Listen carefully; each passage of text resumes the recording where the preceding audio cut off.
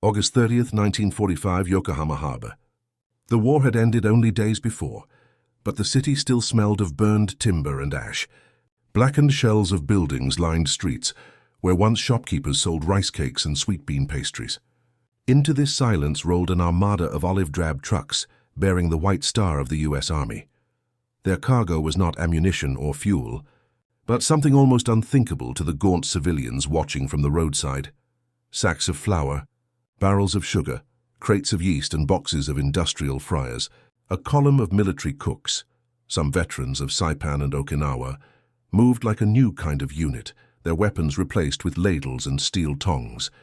Steam rose from portable field kitchens as the first sizzling scent of frying dough spiraled into the war-torn air. Children who had hidden from B-29s now crept closer, drawn by the smell of hot oil and sweetness, as if some invisible tide were pulling them across the rubble. On the quay, Sergeant Arthur Red Donnelly of the 24th Infantry Division dipped a ring of dough into bubbling grease. He had been in the Pacific for 30 months, had survived malaria and shrapnel, and now found himself making donuts for former enemies. Their Stars and Stripes photographer snapped a picture. American soldiers in khaki, Japanese children with hollow cheeks, a tray of golden rings stacked like miniature life preservers. In that single frame lay a strange inversion of war. Where once bombs fell, now sugar dust drifted on the breeze. "They taste better than cake," a Japanese boy whispered in halting English, biting into his first donut as though it were contraband. The remark would echo among occupation forces, becoming a symbol of something larger than food, a first taste of American logistical power, soft but overwhelming. Few could comprehend the machinery behind this moment. Even as Tokyo smoldered, U.S. Navy transports offloaded thousands of tons of foodstuffs, part of a plan conceived months before Japan's surrender.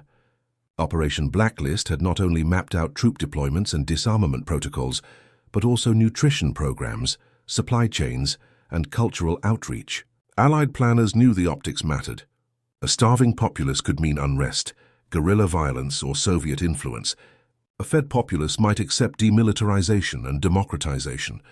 The donut, innocuous and almost comical, thus became a frontline weapon of occupation, a small, fried expression of the same industrial might that had built Liberty ships and Sherman tanks by the tens of thousands. In the wreckage of Yokosuka, rumors spread quickly. Some Japanese believed the Americans had invented a kind of magic flour, so white and soft it could only come from laboratories. Others whispered that the sugar must have been looted from colonies or conjured from chemical plants. Yet these ingredients were ordinary by American standards. The miracle was scale. Back in Kansas, Iowa, and Nebraska, wheat fields rolled to the horizon. In New Orleans and San Francisco, sugar refineries churned day and night. In Detroit and Chicago, factories that had produced aircraft parts now built kitchen equipment. This was not mere generosity, it was demonstration. An orchestrated show of abundance and efficiency, staged in the same streets where wartime propaganda had promised Japan would never bow. Cinematically, the contrast could not have been sharper. Just weeks earlier, B-29s had flown overhead in tight formation, dropping incendiaries that turned entire districts into firestorms. Now the same sky hosted C-54 Skymasters, bringing sacks of powdered milk and flour. Where the Japanese had once huddled in bunkers fearing air raids, they now lined up calmly for rations distributed by soldiers, with polite smiles and clipboards. The same discipline that had driven amphibious landings at Peleliu now coordinated breadlines in Shizuoka. It was psychological warfare of a different order, not shock and awe but warmth and plenty. For the Japanese civilians, the first bite of an American donut was not just sweetness. It was dissonance. Wartime propaganda had painted Americans as savages, machine-bound monsters bent on annihilation. Yet here were GIs handing out confections to children, joking through interpreters, even teaching local bakers how to use the new fryers. That dissonance cracked the narrative the imperial state had built for 15 years. Elderly shopkeepers who once bowed before military police now watched teenagers laugh with American cooks over a vat of oil. The donut's texture, airy, soft, fried at an even temperature, became an unspoken promise of stability and mechanized care. American officers understood the symbolic value. Major General Hugh Casey, MacArthur's engineer-in-chief, wrote in his diary that food is our first line of occupation policy. His staff analyzed caloric intake as carefully as troop strength. The War Department shipped not only flour, but also thousands of recipe pamphlets translated into Japanese, featuring donuts, cornbread, and pancakes. They were not simply feeding bellies. They were introducing an industrial food culture, mass-produced yet personal, designed to reorient tastes as well as loyalties. In the war of ideas, each mouthful was a small victory. Meanwhile, Japanese officials, still wearing the pinstripes of the imperial bureaucracy, took notes. They saw how quickly the Americans established supply depots, how trucks rolled with mathematical precision from ports to distribution centers. They compared it to their own wartime logistics, fragmented, desperate, stretched across oceanic distances. Where Japanese soldiers had starved on Pacific atolls, Americans now fed entire cities in peacetime. The irony was inescapable. Japan had lost the war not just in the skies or seas, but in the kitchens and warehouses of a distant continent. Newspapers under Allied supervision began printing stories of the donut lines. Photographs showed smiling children dusted with powdered sugar, a contrast to the emaciated figures of wartime. Even the word donut entered Japanese as a loanword, a sound foreign yet inviting. Black market traders tried to smuggle fryers and flour for profit, but the occupation forces clamped down, insisting on controlled distribution. The donut thus retained its aura of novelty and official sanction, a sanctioned sweetness amid scarcity.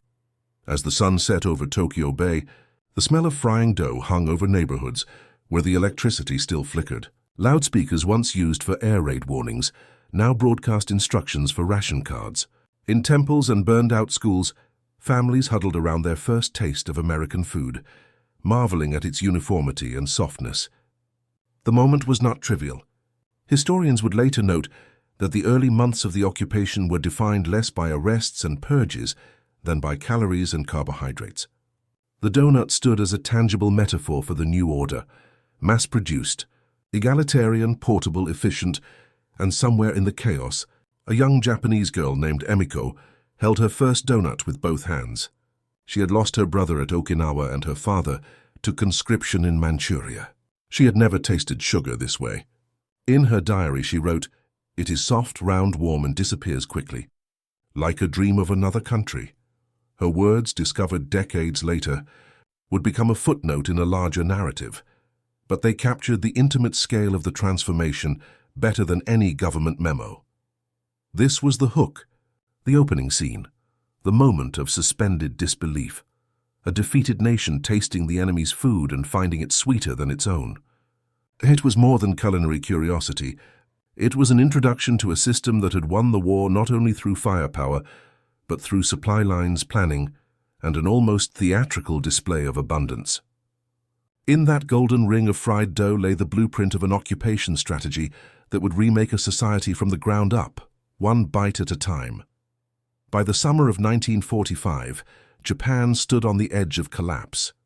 Its cities were bombed to rubble, its navy annihilated, its population exhausted by years of rationing and air raid sirens. Rice shortages had become endemic, sweet treats a memory from another era. Mothers diluted soup with water, children collected weeds for stews, and sugar existed only as a whispered luxury. Yet even as surrender negotiations flickered in secret channels, Allied planners in Washington and Manila were charting the next battlefield, post-war Japan itself. This would not be a campaign of artillery and armor, but of calories, rebuilding, and controlled cultural exchange. It was here, on the streets of Tokyo and Yokohama, that the United States would deploy its full mastery of logistics, demonstrating to a defeated foe that American abundance could be as overwhelming as American firepower. This strategy had deep roots in wartime planning. As early as 1943, the Combined Civil Affairs Committee studied the lessons of occupied territories in North Africa and Italy, concluding that a hungry population was a volatile population. The Office of War Information and the War Department jointly drafted handbooks for occupation troops, stressing that food could calm or inflame, that taste could translate to trust. When the Joint Chiefs approved Operation Blacklist, the invasion-cum-occupation plan for Japan, They allocated vast shipping space for wheat, milk powder, sugar, and industrial kitchen equipment. These were not afterthoughts. They were frontline tools in shaping a surrender into a reconstruction. By September, General Douglas MacArthur established the Supreme Commander for the Allied Powers, SCAP, in Tokyo's Daiichi building. From this nerve center, he and his staff oversaw not just demobilization and war crimes trials, but also nutrition surveys, bakery conversions, and the establishment of supply depots. Every act had a strategic rationale. Feeding civilians reduced the appeal of black markets. Introducing American-style baked goods showcased industrial efficiency. Even the recipe cards distributed to local bakers served as low-cost propaganda, replacing the bitter taste of defeat with a literal sweetness. Where the wartime Japanese state had preached sacrifice and purity, the occupation signaled abundance and standardization. The choice of donuts was not arbitrary. They symbolized speed and uniformity, an item that could be produced en masse with minimal training. Unlike traditional Japanese wagashi sweets, which required skilled artisans and scarce ingredients, donuts could be fried quickly from imported flour and sugar, offering immediate caloric relief and a sense of novelty. The U.S. Army Quartermaster Corps had perfected mobile bakery units during the war, capable of turning out tens of thousands of baked items per day. In Okinawa, these units had fed entire divisions under fire. In post-war Japan, the same units became ambassadors of industrial food culture, their chrome fryers gleaming under warehouse lights where once military hardware had been stored. This infusion of food also fit into a broader narrative of American logistical superiority. Throughout World War II, the U.S. had transformed from a nation still recovering from the Depression into an arsenal of democracy capable of projecting power on a planetary scale. By 1944, Liberty ships left American ports at the rate of 3 per day. Rail networks and trucking convoys fed not just the front lines but also hospitals, recreation centers, and military kitchens. In the Pacific, Seabees built refrigeration plants on coral atolls. When the war ended, the machinery did not simply stop. It reoriented, turning its vast capacity toward occupation and reconstruction. Flour destined for field kitchens now filled warehouses in Yokohama.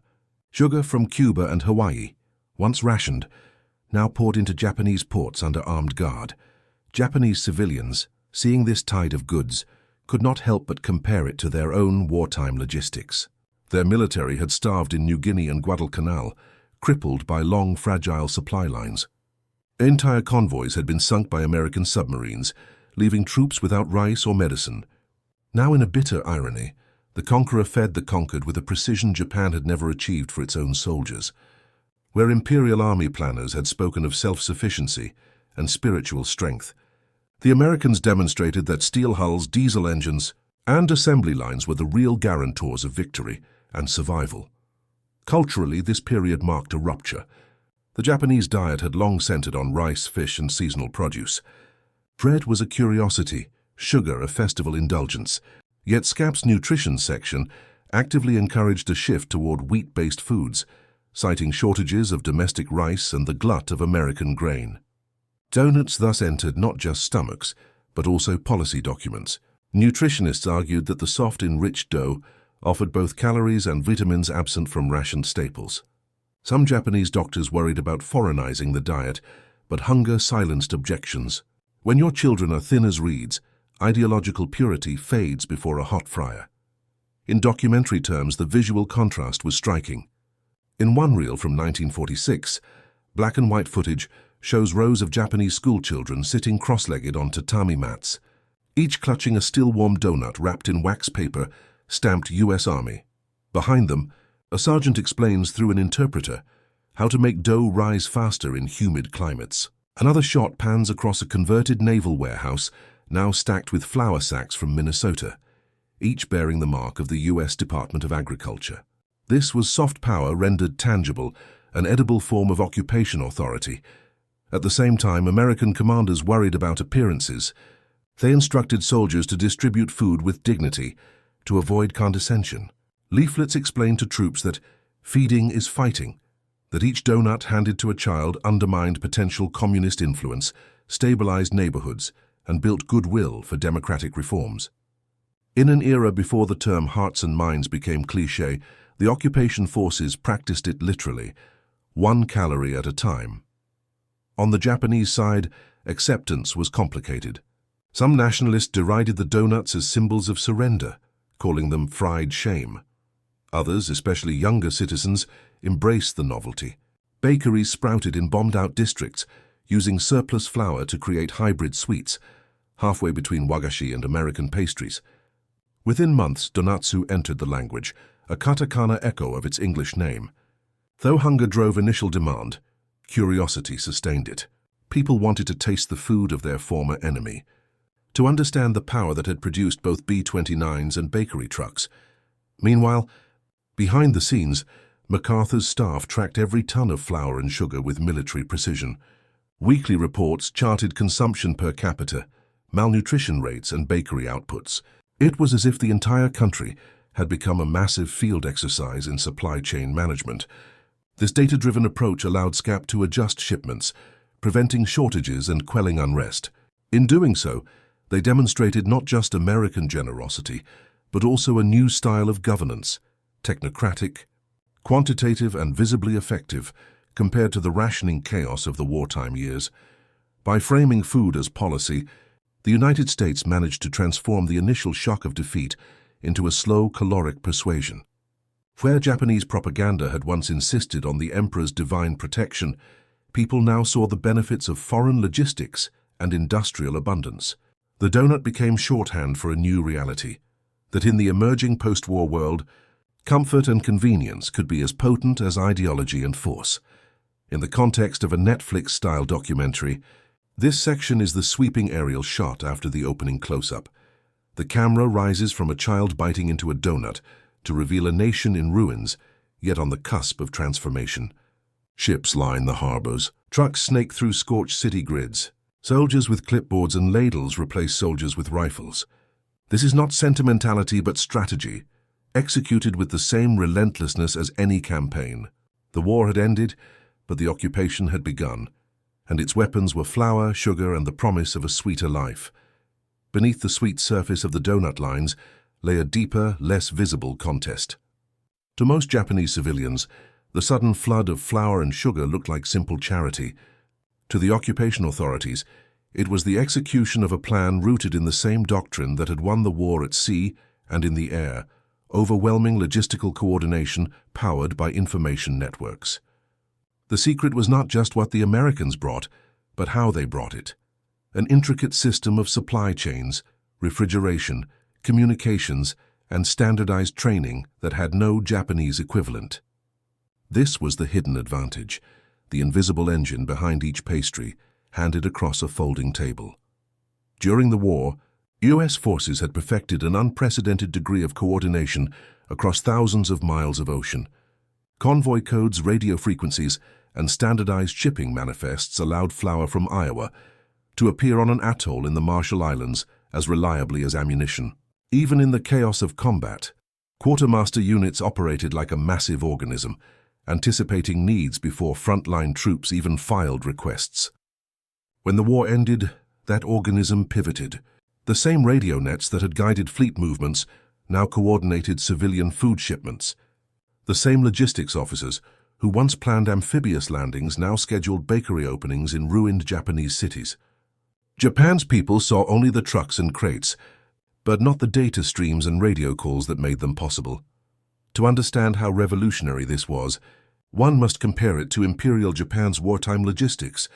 Japanese supply systems relied heavily on improvisation, local sourcing, and personal relationships between officers. Radio communication was limited, often insecure and easily jammed.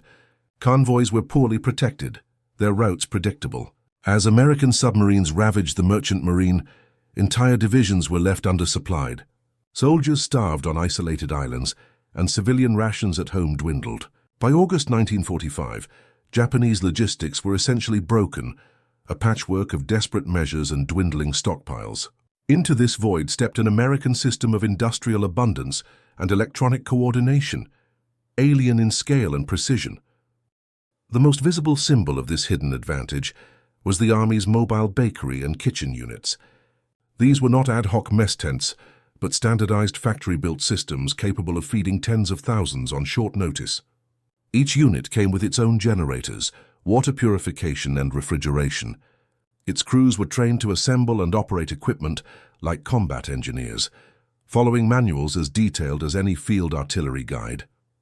The donut fryers were simply the public face of a much larger technological framework. Behind every tray of pastries lay tonnage calculations, shipping schedules, and radioed updates from port to warehouse to kitchen. Japanese civilians could sense this power, even if they couldn't name it. Local officials were astonished at how quickly supply lines were established, how precisely deliveries matched promises, how rapidly shortages were corrected. In an era when the Japanese government still processed ration forms with carbon paper and abacuses, the Americans used teletype machines, punch cards, and cryptographically secure radios. This wasn't just modernity. It was a demonstration of what a fully mobilized industrial democracy could do when it treated information as a weapon. At the heart of the hidden advantage was also a cultural factor. Standardization. U.S. forces had learned to treat everything, from tank parts to biscuit recipes, as interchangeable modules. A donut fryer shipped to Okinawa could be swapped with one sent to Hokkaido. Flour specifications were uniform, packaging standardized, instructions translated and laminated. This allowed an economy of scale that Japan's artisanal, regionally fragmented food system could not match. Where Japanese bakers measured ingredients by feel and tradition, Americans measured by pounds and fluid ounces, timed by stopwatches, and adjusted for humidity based on charts. That discipline produced not just consistent donuts, but also consistent outcomes in rebuilding a society's food security. Another element of the hidden advantage lay in psychological operations. While the public face of the program was sweet and benign, behind the scenes, SCAP's Civil Information and Education section monitored public reactions. Surveys measured how civilians perceived American food, whether they saw it as desirable, foreign, or coercive. Leaflets and radio broadcasts carefully framed the donut distribution as partnership, not dominance, even as it undermined lingering nationalist sentiment. In one internal memo, a SCAP officer wrote, "Each child who bites into an American donut is a child less likely to resent American reforms." This was soft power wielded with strategic intent. Technology also extended to food science. U.S. nutritionists had experimented with enriched flour, vitamin-fortified mixes, and long shelf-life yeast strains to support troops in tropical climates. These innovations now entered Japan, introducing nutrients absent from the traditional diet. Civilians noticed that American bread and donuts seemed to give energy faster than their own rice cakes, unaware of the hidden vitamins and minerals. The result was not only immediate relief from hunger, but also subtle shifts in health and stamina that reinforced the perception of American superiority.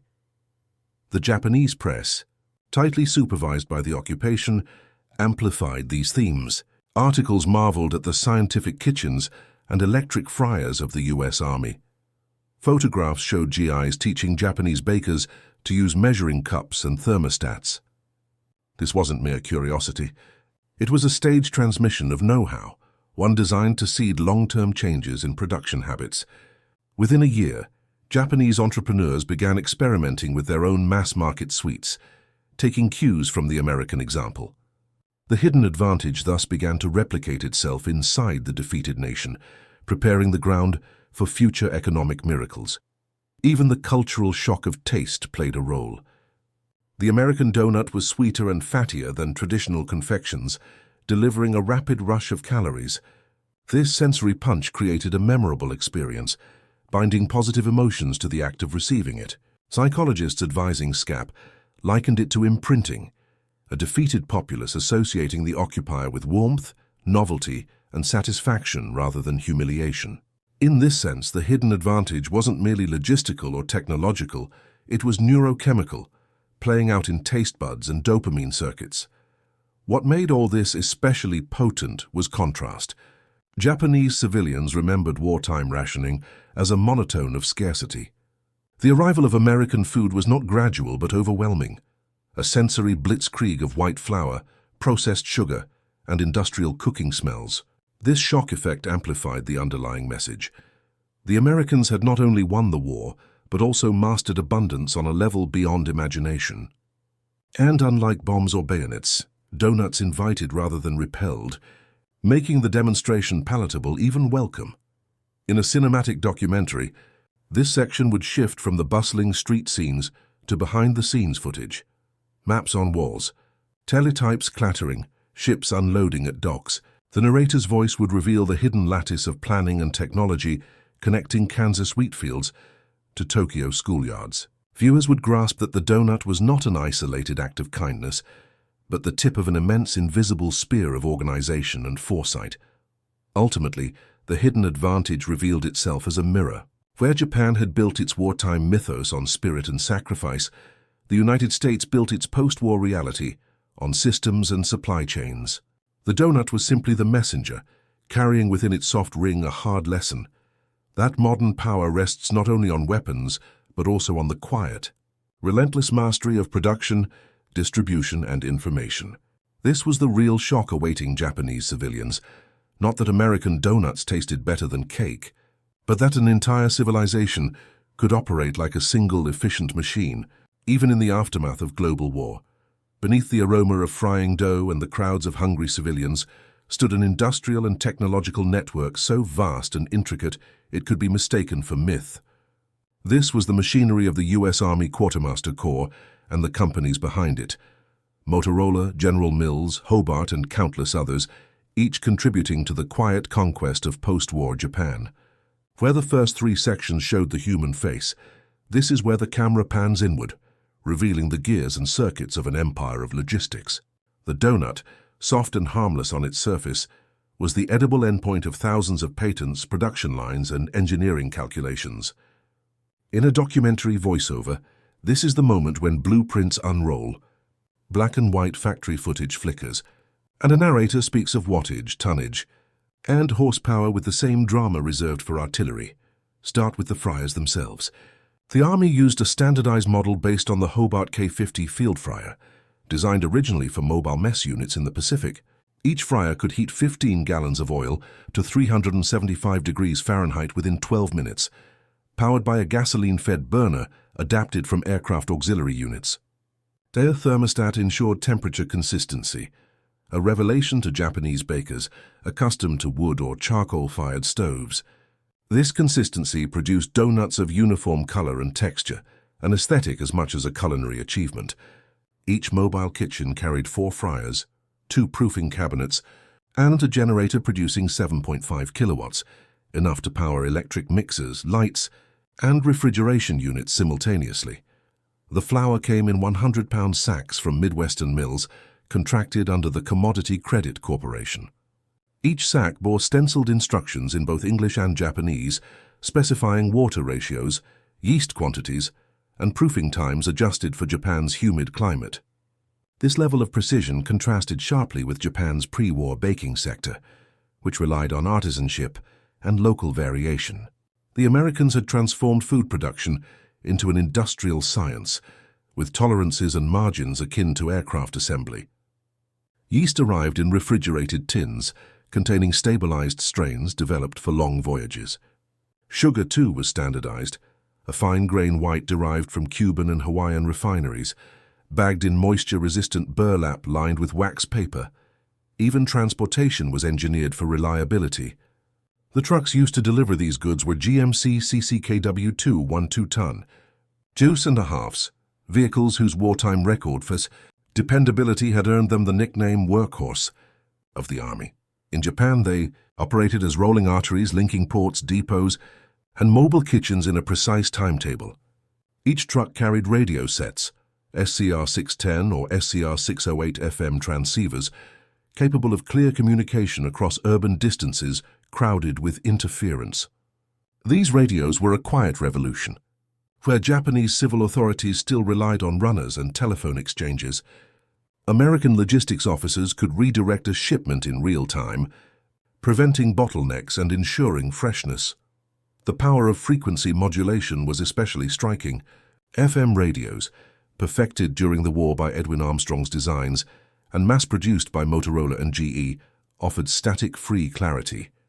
In the Pacific Theater, they had allowed coordinated amphibious assaults and close air support. In post-war Japan, the same technology allowed a flour truck to reroute from a blocked bridge to an alternate drop-off point without losing hours. The result? Perishable goods remained viable, and the image of American punctuality endured. Civilians noticed. "The trucks always come when they say," a Tokyo baker remarked in 1946. That reliability, invisible yet constant, became a form of propaganda stronger than any poster. Beyond the kitchens and trucks lay the refrigeration infrastructure. The U.S. Navy had developed shipboard refrigeration plants during the island campaigns, and now surplus units were installed in Yokohama warehouses. These plants could chill 200 tons of food at a time, powered by diesel compressors, salvaged from decommissioned cargo ships. Japanese engineers were invited to tour them, stunned by the scale. Steel corridors lined with hanging sides of beef, stacks of butter, and barrels of yeast cultures. To a nation accustomed to small ice-block coolers, the cold room seemed almost otherworldly, a literal glimpse into industrial abundance. Even packaging carried technological significance. The waxed paper used to wrap donuts came from Midwest paper mills that had shifted from ammunition cartons to food-safe linings. It prevented grease bleed and contamination, extending shelf life by hours. Wooden crates were treated with antifungal agents developed for tropical theaters, ensuring that nothing spoiled en route. These were minor details individually, but together they represented a system where every component had been optimized for global projection. The American approach to training also revealed its technical depth. Manuals issued to quartermaster personnel read like hybrid cookbooks and engineering guides, complete with diagrams of burner nozzles, flow rates, and temperature curves.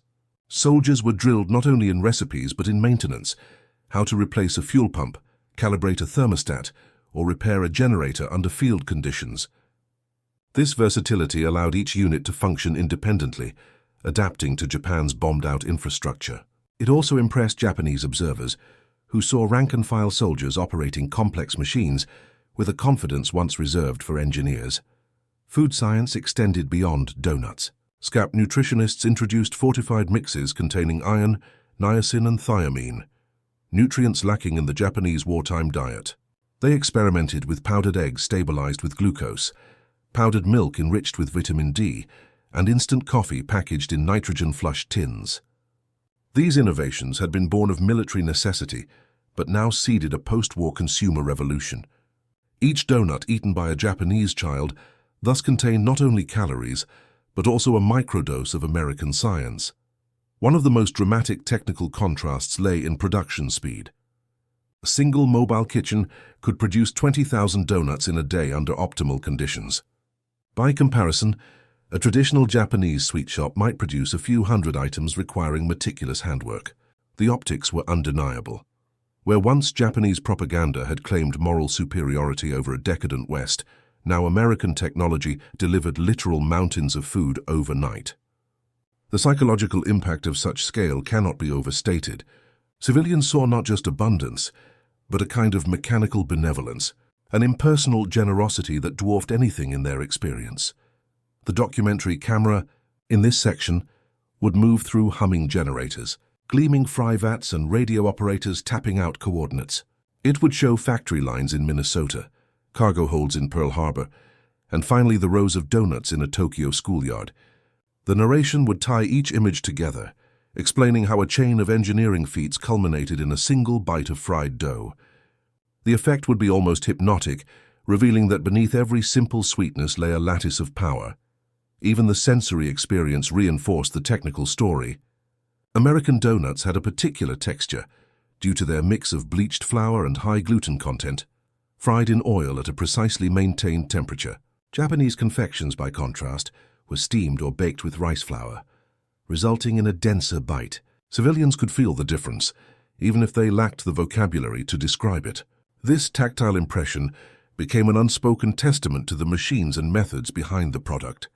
In sum, the technical deep dive shows that the post-war donut phenomenon was not a quirky anecdote, but a manifestation of the same forces that had reshaped global warfare. Standardization, industrialization, and communication technologies converged to create not only weapons but also foods that could be deployed like supplies in a campaign. For the Japanese public, each donut was thus a taste of a different kind of power, one that rebuilt rather than destroyed, yet retained the same precision and relentlessness. By the time this machinery had fully unfolded across Japan, the hidden advantage had become impossible to ignore. Civilians saw American abundance not as a fluke, but as a structural reality, a living system of steel, radio waves, and mass production. And while the sweetness of the donuts faded quickly on the tongue, the impression of that machinery lingered, a deep recognition that in the modern world, technical mastery could penetrate daily life as surely as any military occupation. December 10, 1945, Tokyo's Kanda district. A freezing wind swept down streets still littered with rubble. The first snow of the season dusted blackened bricks and crumpled tram lines. In a gutted school gymnasium turned relief center, long tables stood under bare light bulbs strung from field generators. On those tables rose towers of golden donuts, steam curling upward like battlefield smoke from some invisible front. Outside, thousands of civilians queued quietly, ration slips in hand. This was not a firefight, but a confrontation of another kind. The U.S. Army's first mass food distribution in the heart of the capital, a logistical offensive designed to overwhelm black markets, quell unrest, and establish moral authority. Japanese officials called it the Kanda event. American planners thought of it as their first decisive engagement in the war for Japan's stomach. For weeks, SCAP intelligence officers had tracked the spread of a black market flour ring in Tokyo. Former imperial soldiers, unemployed dock workers, and shadow brokers siphoned off occupation supplies and resold them at exorbitant prices. Their operations threatened to undermine MacArthur's promise of fair distribution.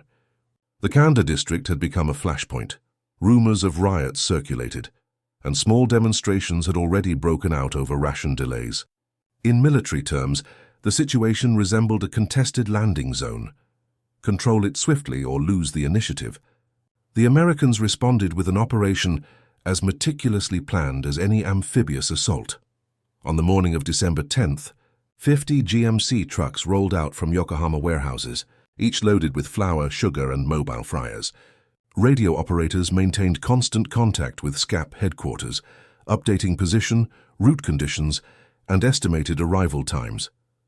Japanese police, under occupation authority, cordoned off streets while civil affairs officers distributed numbered tickets to prevent crowd surges. In the gymnasium, quartermaster teams assembled fryers, proofing cabinets, and oil drums with the efficiency of combat engineers. By noon, the first batches hissed in the vats, and the smell spread like a chemical signal through the ruined city. Civilians poured in, curious and skeptical. Many had never tasted a donut. Others had heard rumors from relatives in port cities. The Americans had calculated the optics. Each person would receive not only a warm donut, but also a small cup of powdered milk and a pamphlet explaining nutrition and hygiene in Japanese. The message was clear. This was not charity but policy, an introduction to a new order. The camera of a U.S. Signal Corps photographer captured the scene. Children in patched kimonos, biting into pale golden rings. American soldiers crouched at eye level to hand out treats. Japanese interpreters explaining how to prepare dough at home. Yet the battle did not end at the tables. Outside, black market brokers tried to intercept civilians leaving the gymnasium, offering cash for their ration slips or donuts to resell. SCAP countered with plainclothes military police who moved through the crowd, seizing contraband and arresting ringleaders. Trucks idled nearby, ready to whisk detainees to holding facilities. It was a coordinated strike against both hunger and the underground economy, executed with precision timing and overwhelming presence. "This is like a landing," one U.S. officer muttered to another. "We establish the beachhead with food, then secure the perimeter with law." Inside the gymnasium, the technical choreography dazzled Japanese observers. Fryers ran at exact temperatures. Dough rose under timed conditions. Soldiers in hairnets moved trays like ammunition belts. Every 30 minutes, a sergeant checked oil quality and temperature, replacing batches before breakdown occurred. This discipline ensured a steady stream, 20,000 donuts in a single day, enough for everyone with ration tickets and a reserve for unexpected surges. Japanese health officials took notes, marveling at the precision. "They produce as if in a factory," one said, "but here on our streets." The emotional impact matched the logistical. Civilians emerging from the gymnasium held their donuts carefully, some cradling them in paper, as if holding a newborn. Elderly women wept openly.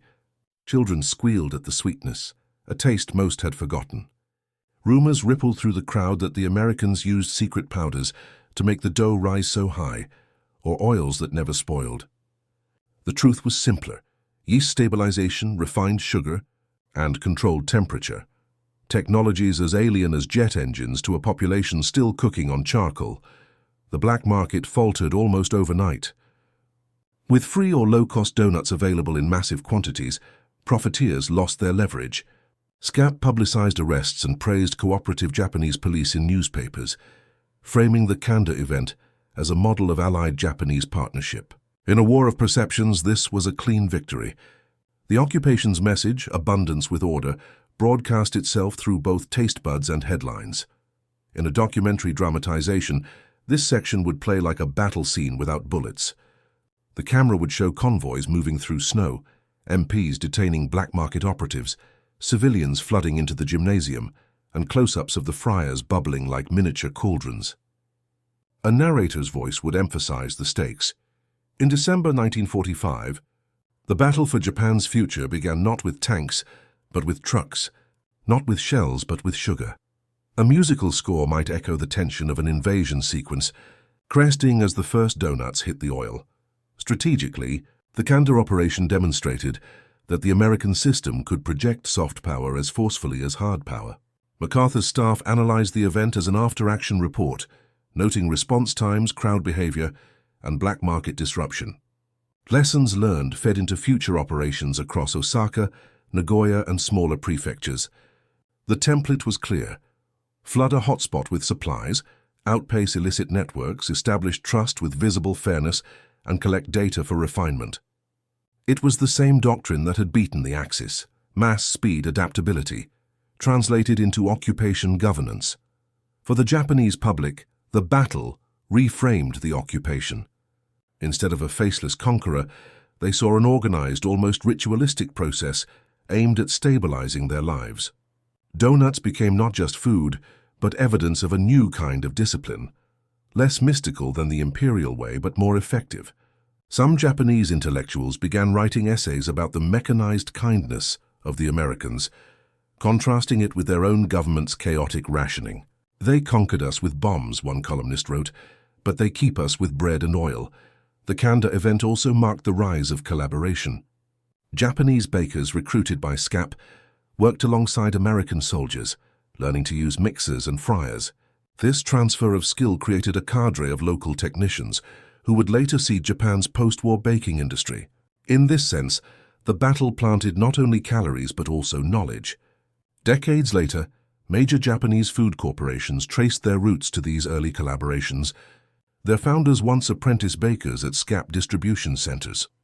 As dusk fell on December 10th, the gymnasium floor, once lined with neat tables of donuts, lay covered in crumbs and wax paper. Trucks rumbled away under the dim winter sky, leaving behind a district momentarily stabilized. SCAP officers filed reports, tallying donuts distributed, arrests made, and public sentiment measured. Civilians carried home more than a snack. They carried a story: that the Americans had arrived in force not to punish but to feed, and to do so with a precision their own government had never achieved. In the grand narrative of the occupation, Kanda became the first major battle won by the weapon of food. In the weeks after Kanda, the rhythm of occupation life shifted like tides, responding to a distant moon. American trucks became a familiar sight in alleyways, where once Kempeitai patrols had stalked. The sound of diesel engines, once an omen of air raids, now heralded shipments of flour and sugar. Radios in SCAP headquarters crackled constantly, dispatching instructions with the precision of a battle network. For Japanese civilians accustomed to ration cards, paper-thin rice porridge, and dark rumors of starvation, the steady arrival of American donuts represented more than food. It was a pattern, a pulse, a reassurance that a new authority not only claimed power, but exercised it in a predictable, almost mechanical way. This predictability carried a psychological charge far beyond any individual pastry. Military analysts within SCAP began charting the intangible: mood, trust, compliance. Each distribution was an experiment in mass behavior under conditions of defeat and hunger. Reports from local prefectures suggested crime dropping, riots dissipating, and black market prices collapsing whenever SCAP flooded a district with high-calorie goods. Commanders compared graphs of food deliveries to curves of public order, as if plotting artillery trajectories. The correlation was unmistakable. Food delivered with efficiency produced quiet streets, cooperative town councils, and fewer whispered protests. In post-war Japan, logistics had become the frontline weapon of psychological stabilization. For Japanese civilians, the effect was visceral. Hunger gnawed not only at bodies but at identity. Defeat had stripped away the certainties of empire, emperor, and future. Into that vacuum, the Americans inserted an orderly abundance. The donut, sweet and warm, contrasted brutally with memories of burnt rice and substitute flour. It became a symbol of technological modernity and organizational superiority, a silent rebuke to the ration lines of the wartime Ministry of Agriculture. Even those who resented the occupation could not deny the technical virtuosity on display. "We lost the war because of tanks and planes," one Tokyo teacher told an interviewer, "but we lose the peace because of their trucks and kitchens." This psychological dynamic mirrored military doctrine the Americans had practiced on the battlefield. Overwhelm the enemy's decision cycle with speed and coordination. In Europe, it had been Sherman tanks with radios. In Japan, it was convoys and friars linked by FM sets to central command. The same advantage, networked logistics, now operated as an instrument of pacification. German generals had once marveled at American mobility. Now Japanese prefectural governors marveled at American supply chains. The effect was the same: paralysis of the opponent's will to resist. Japanese newspapers, under occupation oversight, printed articles explaining nutrition, hygiene, and American food science. Illustrations showed how vitamins in enriched flour could rebuild children's bodies. This was not mere information. It was ideological conditioning wrapped in scientific diagrams. Civilians learned to associate American governance with abundance and empirical rigor. Over time, this eroded nationalist narratives of self-sufficiency and replaced them with a new mental model: the modern state as provider, measured by its supply lines and technical competence. For veterans and former officials of the imperial government, the experience was doubly jarring. They had once believed Japan's spiritual purity would compensate for material shortages. Now they saw material mastery produce not only victory, but magnanimity. The same industrial base that had rained incendiaries on Tokyo now produced donuts and milk. This inversion destabilized residual militarist pride. "We were trained to fight steel with spirit," wrote a former Navy officer in his diary, "but we lost to the spirit of steel." That realization softened resistance and opened space for collaboration. Where propaganda had failed, carbohydrates succeeded. The psychological ripple reached children most of all. Malnourished boys and girls tasted sugar and yeast and began to dream of kitchens instead of barracks. SCAP sociologists later noted a decline in schoolyard war games and an uptick in interest in cooking, engineering, and commerce. In a generation raised on scarcity, a sudden surplus could rewire aspirations. American planners understood this intuitively. Every donut handed to a child was a small act of reprogramming, binding future citizens to the memory of abundance under occupation. Strategically, these operations strengthened MacArthur's political leverage. Japanese politicians, desperate to appear effective under occupation, began competing for SCAP's logistical favor. Mayors petitioned for more distribution centers. Prefectural governors offered local labor to expedite shipments. In exchange, SCAP extracted cooperation on reforms: land redistribution, demilitarization, and constitutional changes. In internal memos, staff officers noted that sugar secures signatures, a sardonic but accurate shorthand for the leverage of food over policy. As one civil affairs officer put it, "First we win their stomachs, then their pens." The US military also gleaned lessons for future operations. Psychologists embedded in SCAP wrote reports comparing Japanese civilian morale before and after mass food distributions. They documented measurable improvements in compliance, trust in authority, and openness to democratic messaging. These findings fed into Cold War doctrine, where hearts and minds campaigns would become as critical as airlifts and bases. The Berlin airlift of 1948, with its famous candy bombers, drew directly from the Japanese occupation's food psychology experiments. In this way, a Tokyo donut line foreshadowed an East German air corridor, both powered by the idea that calories plus spectacle could erode enemy ideology. Yet this soft power offensive also produced contradictions. Some Japanese nationalists accused the Americans of using food as a weapon to infantilize the population. Underground pamphlets warned that donuts and milk were eroding Japanese culture, sedating resistance with sugar highs. SCAP countered with public health campaigns emphasizing local participation, hiring Japanese bakers, and promoting adapted recipes blending Western and Japanese ingredients. This mitigated backlash and created a sense of co-ownership. Over time, the suspicion ebbed as hunger did. In cinematic terms, this phase of the story would cut between bustling distribution centers and intimate domestic scenes, families dividing a single donut among 3 children, bakers teaching neighbors to knead American flour, MPs watching over convoys at night under swaying lanterns. A narrator's voice would underscore the psychological stakes. Where once the sound of engines heralded war, now it carried flour and sugar. Where once defeat meant starvation, now it offered lessons in abundance. The score would be somber yet ascending, signaling the slow pivot from conquest to reconstruction. By early 1946, surveys indicated a dramatic drop in anti-American sentiment. While resentment persisted, especially among hardliners, the broad public now associated SCAP with sustenance rather than punishment. This gave MacArthur's team a freer hand to implement sweeping reforms. The psychological operation had succeeded where propaganda alone might have failed. The donut had become a weaponized emblem of stability, binding the defeated nation to the occupier's timetable and vision. Ultimately, the strategic and psychological impact of the donut campaigns lay in their demonstration that industrial modernity could be benevolent as well as destructive. For a society traumatized by firebombs and famine, this was transformative. The occupation's engineers, bakers, and truck drivers played roles as critical as any diplomat or general, reshaping the moral terrain on which post-war Japan would rebuild. They offered a living proof of the doctrine that connection between supply lines, between people, outweighs firepower in the long run. As one Japanese sociologist concluded in a 1947 essay, we learned that the true power of America is not in its bombs but in its systems. The donut is the system's seed. That line, quoted decades later in textbooks, encapsulated the psychological shift from seeing the United States as an external force to viewing it as a model for internal reform.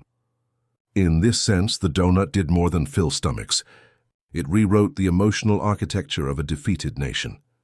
By the late 1940s, the shock of defeat had blurred into the rhythms of rebuilding. Concrete skeletons rose where firestorms had once churned. Streetcars resumed their slow clang along scarred avenues. And everywhere traces of that first sweet offensive lingered. Bakeries with Western-style pastries, posters extolling nutrition, and children whose earliest memory of the occupiers was not boots, but donuts. What began as an emergency food measure had become a cultural and strategic hinge point, reshaping not only the Japanese diet, but the nation's sense of the modern world. In the closing narration of a documentary, the camera would sweep across a neon-lit Tokyo of 1955, then cut back to the rubble of 1945, underscoring the distance traveled in a single decade.